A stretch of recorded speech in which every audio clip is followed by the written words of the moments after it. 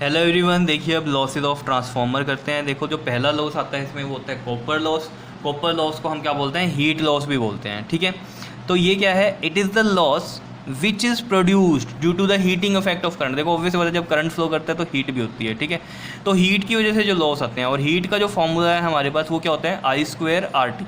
समझ रहे हो? तो देखो जितना करंट होगा उतनी हीट भी होगी आपके पास। ये बात क्लियर हो रही है या नहीं हो रही है? ठीक है, तो these losses are minimised by using the thick wire. तो इनको हम मिनिमाइज कैसे कर सकते हैं? अगर हम थिक वायर्स को लें, देखो किस तरीके से। अगर आपको फॉर्मूला पता है इसका, R इज इक्वल टू में ये होता है आपके पास L/A। ठीक है, तो अगर ये आपको पता है कि R और यहाँ पर अगर हम रो ले लें इसका, ठीक है, तो L के डायरेक्ट डिवोशन होता है रेजिस्टेंस और इन्वर्सली होता है एरिया के। तो एरिया मतलब थिक वायर्स का मतलब क्या है? एरिया बड़ा कर दिया, मोटी कर दी वायर्स। तो अगर एरिया ज़्यादा हो गया तो रेजिस्टेंस कम हो गया, और रेजिस्टेंस कम हो गया तो यहाँ से भी आप लगा सकते हो हिसाब कि रेजिस्टेंस कम है तो हीट क्या हो जाएगी? ऑब्वियस अपने आप ही कम हो जाएगी। क्लियर है इतनी बात या नहीं? ठीक है, क्लियर हो रही हैं चीज़ें।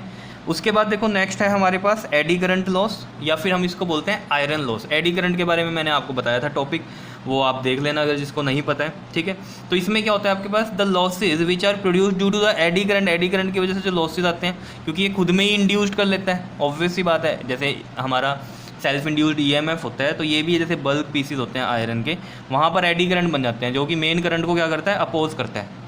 समझ रहे हो मेरी बात? और इसलिए आयरन लॉस भी बोल रहे हैं क्योंकि ये मैंने आपको बोला बल्क पीस ऑफ आयरन वगैरह में ही इंड्यूस होते हैं।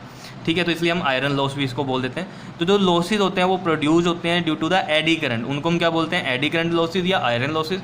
इनको कैसे हम मिनिमाइज कर सकते हैं? अगर हम कोर्स को क्या करते हैं, या आयरन के जो रेक्टेंगुलर फ्रेम्स वगैरह जो हमने लिए थे उनको क्या करते हैं? हम लैमिनेट करते हैं। क्या करते हैं? हम उनको लैमिनेट करते हैं। और ये मैंने आपको बताया भी हुआ था एडी करंट वाले टॉपिक में कि कैसे लैमिनेशन वगैरह होती है हमारे पास। ठीक है, clear.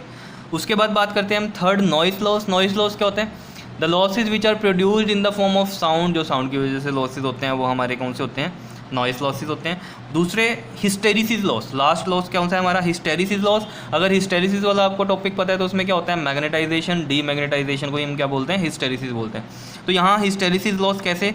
The losses which are produced due to the repeating, magnetisation होती है फिर डीमैग्नेटाइजेशन होती है कॉइल की, उसकी वजह से लॉस होते हैं वो कौन से होते हैं?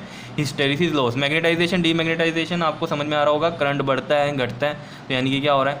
मैग्नेटाइज्ड हो रहा है, डीमैग्नेटाइज्ड हो रहा है, उस तरीके से। ठीक है, तो ये हिस्टेरिसिस लॉस आ जाते हैं हमारे पास। क्लियर, समझ में आए? चारों के चार लॉसेस क्या हैं हमारे पास? ठीक है, तो इनफ है इतना इसके बारे में, लॉसेस के बारे में। क्लियर, अब इससे नेक्स्ट वीडियो में हम करेंगे यूजेस ऑफ ट्रांसफार्मर। क्लियर है इतनी बात या नहीं? ठीक है, तो इसको नोट कर लेना अच्छे से। क्लियर, ओके जी, थैंक यू।